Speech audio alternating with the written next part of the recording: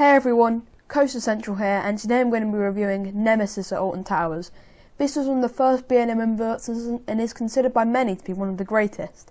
This ride is known for its incredible terrain uses as it dives in and out of multiple trenches. This ride has many near-miss elements and is a complete powerhouse in the intensity department.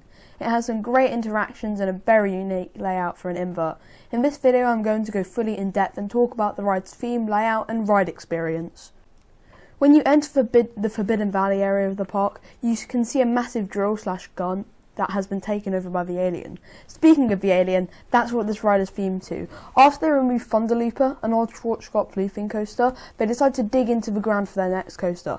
This park has very strict restrictions that they can't build up above the trees, so they decided to build this ride into the ground. They used explosions to make these multiple trenches, uncovering this portal that allowed the Nemesis monster into the area. After multiple military attacks on the alien, they decided to try and cage it in. They used multiple chains and the alien twisted it pretty badly, and that chain is the track that you ride on Nemesis.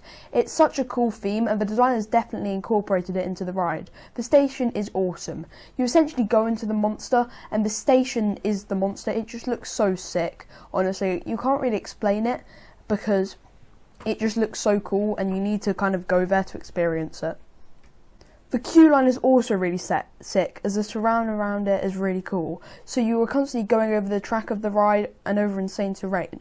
This ride also looks very intimidating despite only being 40 feet. This is probably because the ride just flies through all its element. This pacing on this ride is impeccable. There is no dead spot on the ride, and the fact that it keeps its speed the entire ride just makes it look like a blitz of inversions and intensity from off-ride.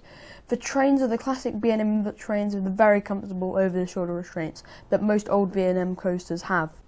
You exit the station and go up the lift hill. After this you go around a small turn before dipping down into a super whippy corkscrew that slams your head against the restraints because of how fast you get snapped through it.